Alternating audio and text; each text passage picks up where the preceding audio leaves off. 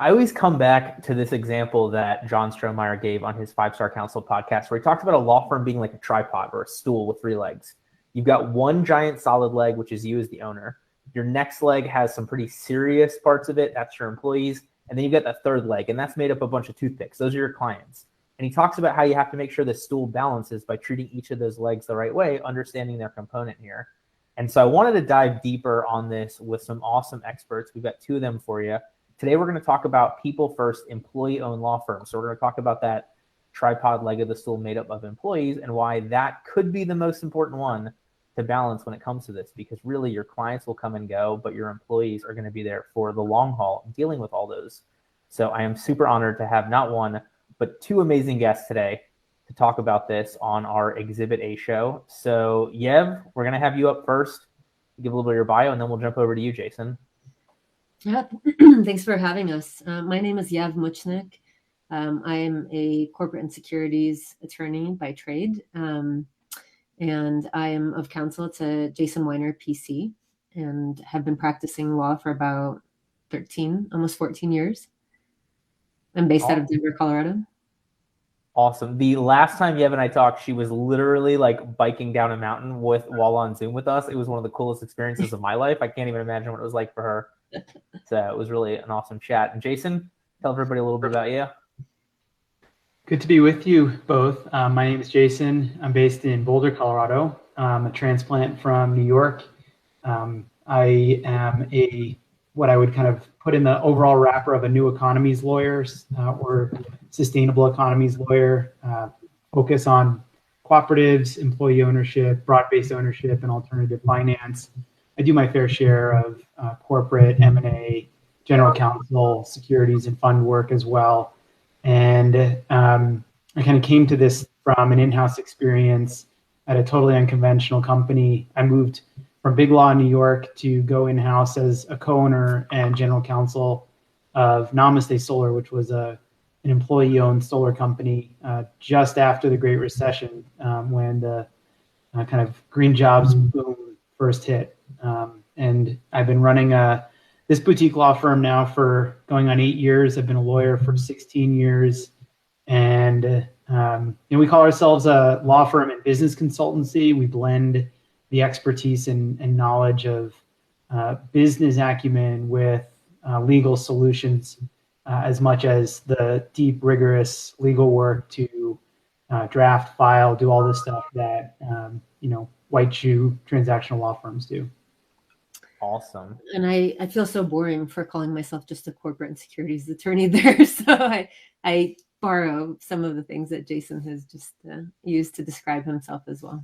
Yeah, absolutely. We'll dive a little bit deeper into that. But before that, I want to talk about our last episode that aired on Monday. We had Tracy Matney on.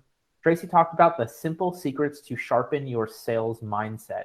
So for those of you or those of us who struggle with sales, which is probably all of us, very interesting deep dive that Tracy gave us on some things to hype yourself up, how to get in the right mindset, as well as a couple cool stories and some tactics on how to better sell your law firm, sell your services, and really sell the truth as an attorney to a client, a judge, a jury, etc. So pretty interesting episode. But I want to circle back with Jason and Yev right now. So when it comes to this concept of, putting people first and being employee-owned law firms and employee-owned businesses, is there like that rock bottom horror story that either of you have had that it was like, oh my God, this is what we don't want it to look like?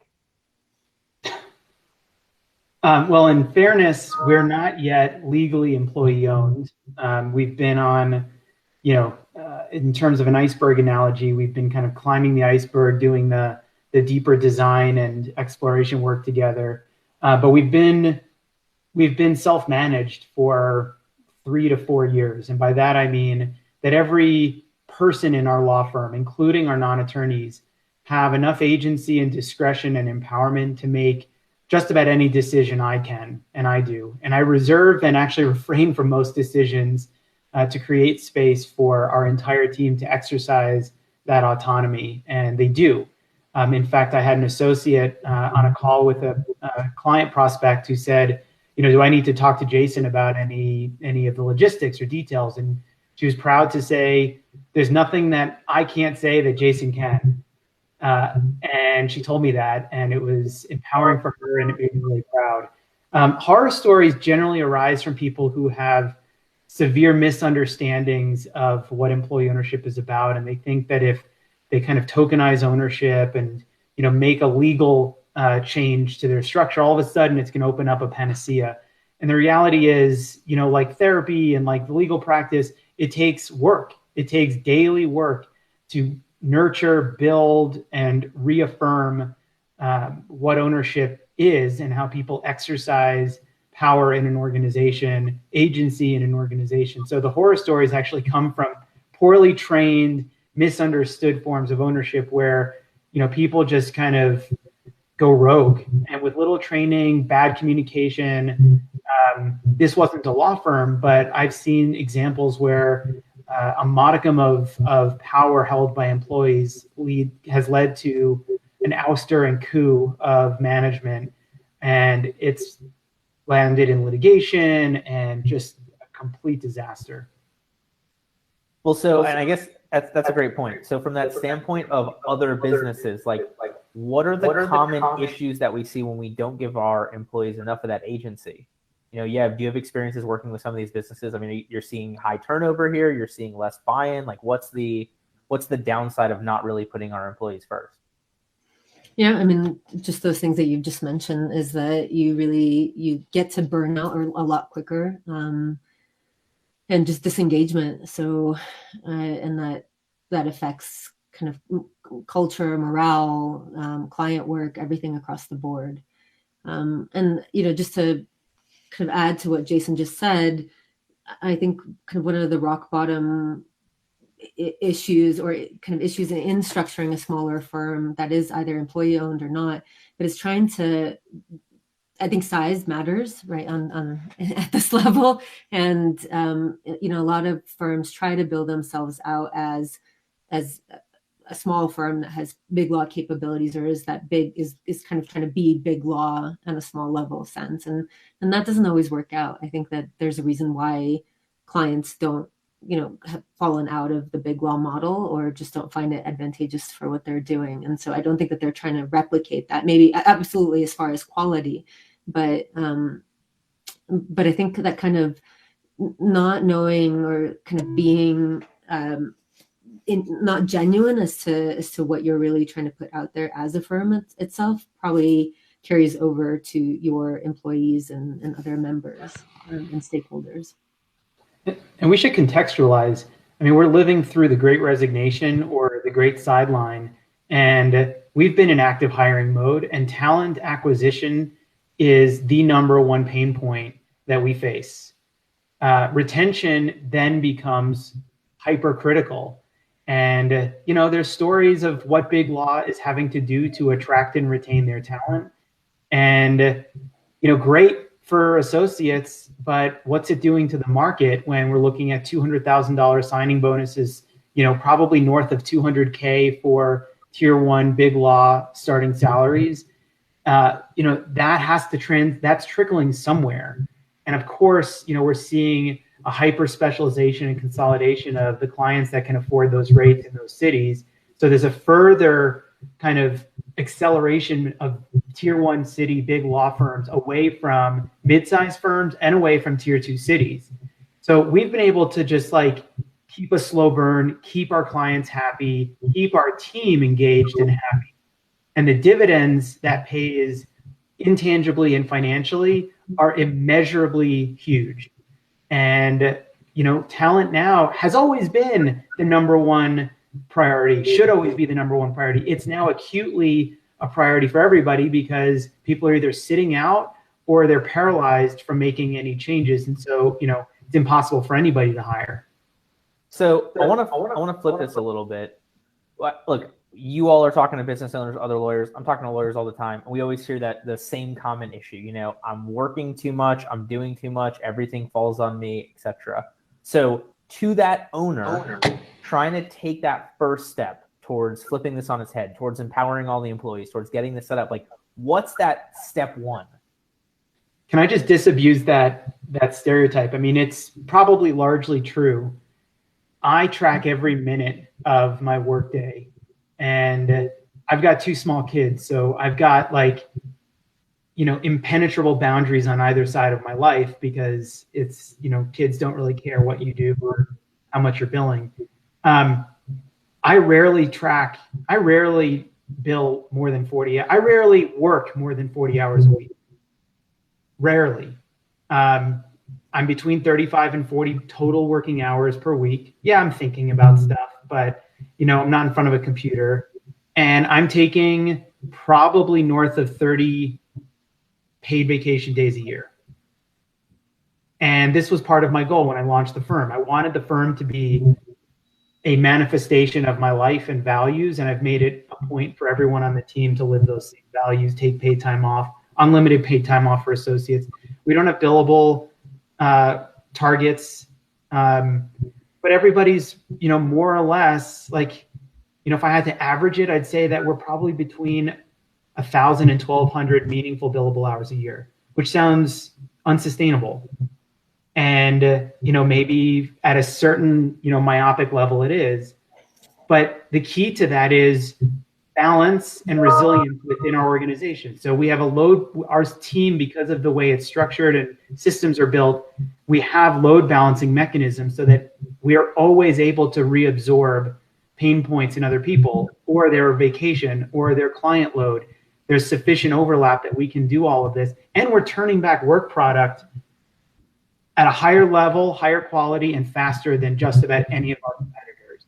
And it's not perfect at all. It's hard work, but we do that, I think, by focusing on some really core principles of balance, resilience, communication, and it pays off. That's number one. Number one is like doing the hard stuff first, build on top of a strong foundation. Yeah, you agree? Yeah, I mean, and I would just add that, I, in building out my own firm, so I still have a boutique law firm called Launch Legal while I act as a counsel to Jason's firm. But it was something that I fought against for a very long time, which was systems and getting the proper systems in place. And that's the foundation. But you quickly realize that you outgrow, out of your own head and out of your own kind of scribble papers. And you have to, in order to be efficient, in order to provide the value that you can really provide on the level that you can provide, not just kind of logging, billable minutes and hours and seconds. It's that you have kind of so much to offer as a thought leader, as somebody running a firm or a practice or specializing in something. So it's finding space through systems and through your team to kind of identify your weaknesses and creating space for that. And so I see, so Jason talked about foundation. You're talking about systems. I see him nodding his head during this time. So I know we're all talking about systems being part of that foundation and whatnot. Are there some specific systems that you found to be like the utmost importance? Like these are the ones we have to get down first. We'll go to Yev first, then we'll go to Jason. I mean, I think it's just creating a system that works for you above all, right? And that works for everybody in your organization, and being able to stick to them, because systems that live on their own there's so much legal tech out there. There's so much now, like more than we can absorb or handle or keep up with. But it's just finding, even if it's simple, mechanisms like Trello or using Teams, and having everybody on board with those, then that kind of creates those efficiencies. So you're not, and I'm saying this because I'm so guilty of it, and I'm constantly trying to overcompensate for my weaknesses. But I truly believe, as ugly of a word as that is, I think systems through legal tech, through something that everybody can get behind, is really important. Yeah, I love the meta system of building systems as the system. Jason? So we're firm believers of kind of experimentation and agile development. So system design can sound bureaucratic and slow and clunky, but for us, it's entirely been a process of creation and co-design and function. So I've been saying this actually all week with purpose. Every system that we use, every process we have, has been created with intention, purpose, and specific consent of everyone using it. And I think those are 3 necessary ingredients, because without those, as you have said, it's bureaucracy. We don't have a single system that we say we just do it because. The only one we have like that is probably our trust accounting. Everything else has been created with a specific purpose in mind, and we often forget what that purpose is, or we forget the collective value or the big picture benefit. But I think the necessary systems are asynchronous and multimodal communication, Teams, Zoom, anything that makes it easy to communicate in a virtual environment. We use these with our team and our clients, and we were remote first back in 2014. So this has been second nature through the pandemic. But the ability for associates not to have that hurdle of, do I go down the hall and knock on the partner's door? They just call me up. And it's not a phone call. It's not disturbing me. It's right in my workflow. That's also, Teams is great because video and audio and chat is baked into the workflow. We've channelized a lot of our kind of general conversations. So we use that for communications. That's our communications environment. We use Trello specifically for client work. And so we have our entire, and this was just something I love doing. I mapped our entire workflow into Trello, and we've been adapting it, but we've automated parts of it. And sure, Clio and other legal tech options probably do this at a more robust level, but ours is lean and functional, and we have total control over it, so we can mold it and adapt it and change it. But we've automated parts of it, like parts of our intake process and our conflicts check. It's all automated now, and we're able to synthesize that with our billing software. So it's taken time, but that time has also given us power, because we're not reliant on, a CRM developer every time we need a minor tweak. We can do this all in-house ourselves. The other is, we got to a point where it no longer made sense for every lawyer to be a part-time admin or part-time ops person. So we essentially promoted our paralegal to being an ops director. And so she's wearing hats of strategy and ops and program and system design all day, every day, and is there to streamline the work of the attorneys, not for the purpose of generating more billable hours, but to reduce the trudgery of what they do, to allow them to do what they love most and do best. And I focus on that because that may be billable time, that may be blogging, that may be speaking, whatever it is, that builds a whole professional that makes them happy. They stay longer. And we're able to decommoditize our work. We're able to, kind of live into the relationships we've built, so that it's not just purely transactional. So it's fulfilling on top of everything. Yeah, and I hear you both using we a lot. And obviously, at some point, we're talking about having employees. We're talking about growing this team. We're talking about growing the organization, putting them first.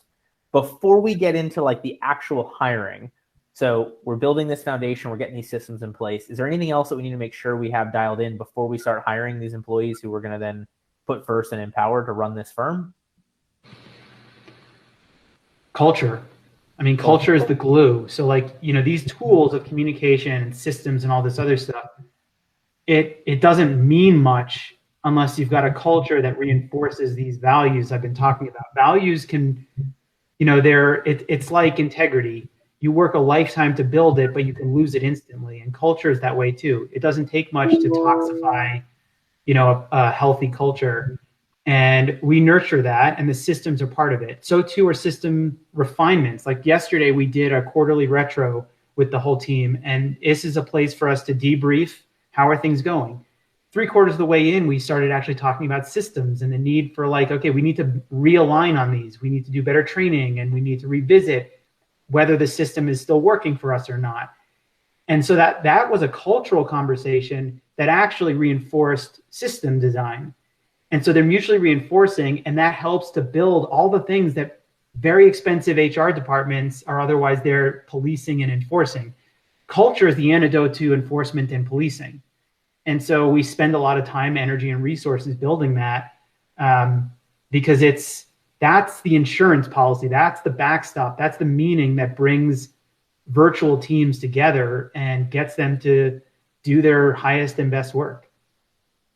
And so, when it comes to culture, what are you doing to build that culture? What are you looking for in a great culture? Walk me through some of your mindset there. Yeah, I mean, and I'll just say that, what drew me to working with Jason and his existing team about a year and a half ago was just this prospect of culture, the culture that they had developed. It was, the feeling that we could be creative lawyers, that we were really pushing the envelope on a lot of new issues, that we're and working at it kind of from different perspectives. So there was there was a sandbox environment essentially for new matters, for creating, kind of turning on its head these existing practice areas that we've come to know. And that was exciting for me, because that's what I did in my firm, and it was somebody that was very much aligned, not just from the mission focused companies that we work with or the social impact, but it was just this like broader category of like, we're here to support you, we're here to provide these tools, and we're also really interested in building this together. So I think that element that thread has sort of been consistent, and new employees that have come on have felt that kind of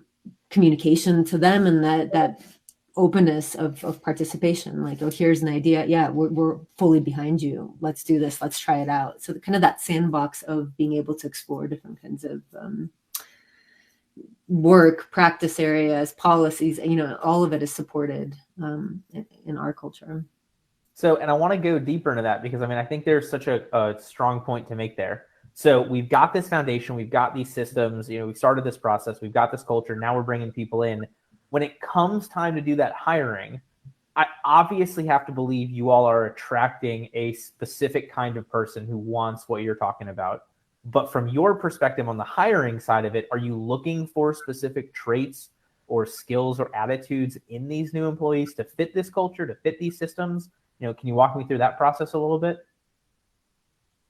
I'll just quickly touch on it, and then I'll let Sure. Jason.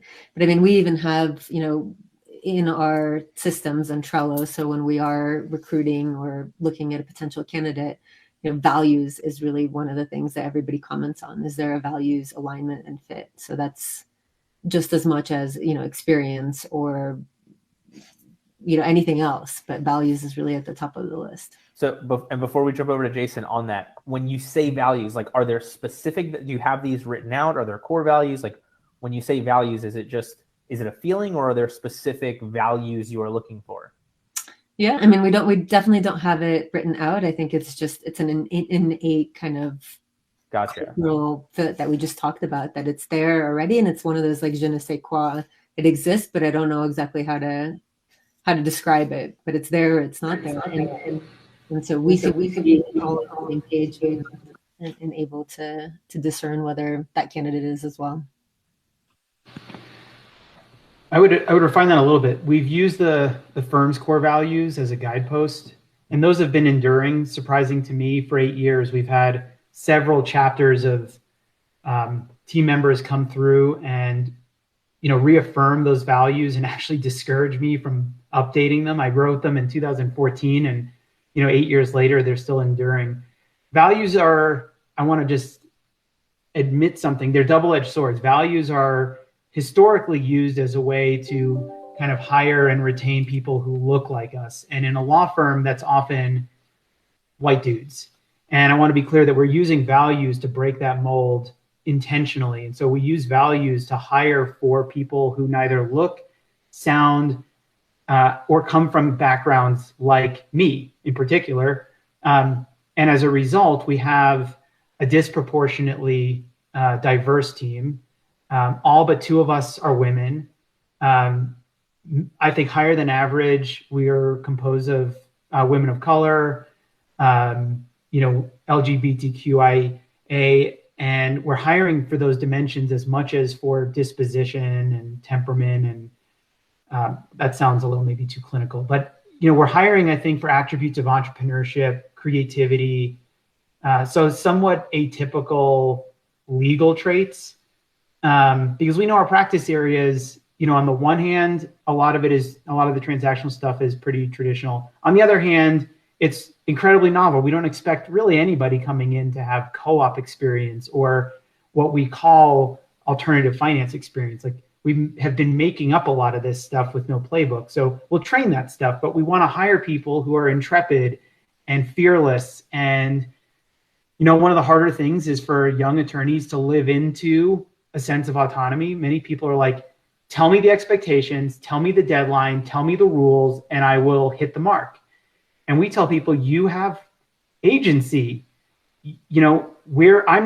I disavow the idea that I'm a boss. I don't tell people what to do. I give them guidance and empower them to own their task, own the project, and come to me for support. Some call it servant leadership. So it's important. We're hiring for people who can thrive in that environment. Not everybody can. And we need people who are looking at building from either no mold or different mold, and are able to see connections between paradigms they've worked on in the past. And that's what we've done. We've all shapeshifted from a legal tradition to do very novel legal work. And that requires you to break paradigms, think differently, but use your legal training, your analytical skills. And we're looking for that. I'll be honest, it's very hard to recruit right now. Even when we know what we want, there are people, I think most people are either sitting on the sidelines or somewhat paralyzed, sitting in their chair where they are because the future is uncertain. That is hard for us because our business thrives on uncertainty. No 2 days are alike. And while we don't know where I don't know what I'm going to be working on tomorrow in most cases. And there could be any number of variety. We have, for a team of 10 people, we're serving over 160 clients a year, which is astronomically high volume, high variety work. I'll touch 20 to 30 different client matters per month. That's a lot to keep track of. That's a lot of ownership and self-responsibility. So these are things we've got to hire for and communicate in an effective way to differentiate ourselves from the crowd that's maybe talking similarly, but with a very different culture beneath it and behind it. So as we get towards the end here, look, there's a ton that we've talked about. There's a ton more that we can, but we are on limited time. So speaking to that law firm owner who is trying to make this switch into building a practice that thrives, like you all are talking about, building a life that is exciting, like you all are talking about, building lives for employees that are as fulfilling as you all are allowing or I shouldn't say allowing, empowering your employees to experience as well. What else do you want to make sure that we get into their mind? And no, we will have our final takeaway. But just want to make sure we get the opportunity to cover any other big points that I'm going to miss here.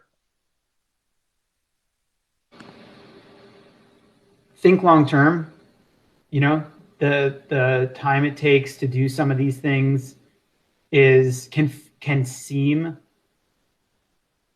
it doesn't have an immediate payoff, and there's risk. You can invest a lot in somebody and they leave. But that old cliche that you'd rather train people well to leave than undertrain them and they stay. Really, I've seen it. I've felt it. I've lived it. And I would do it all over again to invest and overinvest in people at the risk of them leaving.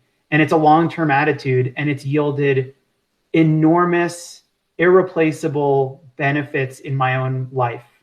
Time has new meaning, and risk has new meaning, and spaciousness has meaning in my life. These are not things that I think a lot of firm owners are really thinking about.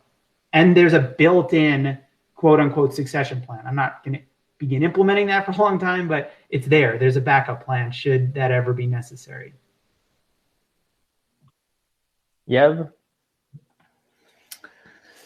Yeah, I think that I would add that transparency. There's no such thing as too much transparency. I think that having everybody feel like they understand the numbers, they understand the issues. Whether it's kind of increases in operating costs tied to malpractice, whatever it is, I think that transparency really empowers people and makes them feel like they have a different kind of stake in the organization as well. And they're allowed to ask questions. They're allowed to inquire and propose different things as well. And So transparency, there's no such thing as too much transparency.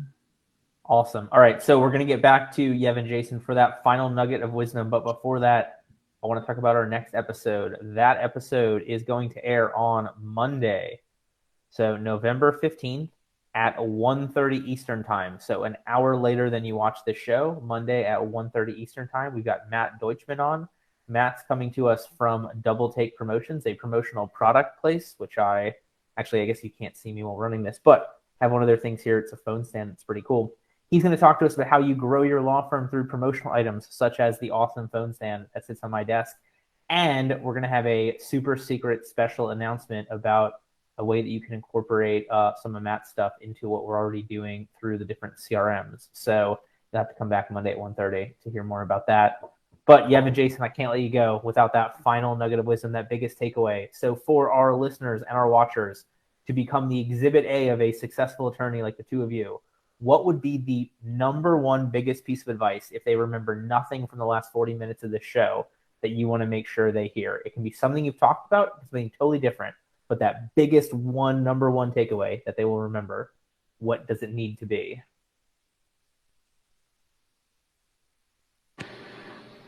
Well, I'll give your guests a special treat and give you two. One is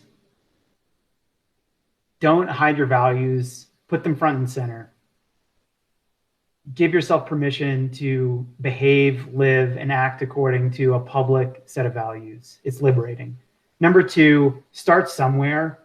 There's no perfection here. Everything is messy. It all takes time. Try things. Start somewhere. See what works. Keep doing what works. Stop doing what doesn't work. But if you act with intention and you start, you're already on the path. I love it. That was awesome. Yev, one up Jason. I couldn't ever one up Jason. My recommendation, and this is a slightly bad analogy, but be like a snake. I mean, being a lawyer is not a static thing. You can shed layers. You can reinvent yourself. You can recreate your environment. I mean, there's so much that you can do. But I think when I started practicing as a first-year lawsuit associate at a big law firm, I saw one trajectory. I only saw one pathway. I didn't exist. I didn't realize that all of these opportunities and variations existed in the world. So just be open to that and talk to people and talk to us. Whatever it is, reach out. Most people you'll find are willing to talk to you. So be like a snake. I love that. So we're not saying to open your clients up to original sin, but the skin shedding and the multiple options. No, I get your analogy. That is fantastic, because I do think what you said is so true. Like, we have this concept from our ivory tower legal education of this tunnel, and therefore the blinders on along everything else. So thank you all so much for joining us today. Thank you so much. And hopefully Jason and Yev will join us in our Solutions for Lawyers Facebook group. For everybody listening and watching, go ahead and jump on over there. It's our free group to continue a lot of these conversations. You'll get some clips of these episodes, as well as some unique one-off webinars and whatnot along those lines. So thank you, everybody, for listening and watching. See you all on Monday when Matt Deutschman will be on talking about how to use promotional products to grow your firm. Have a great day, everybody.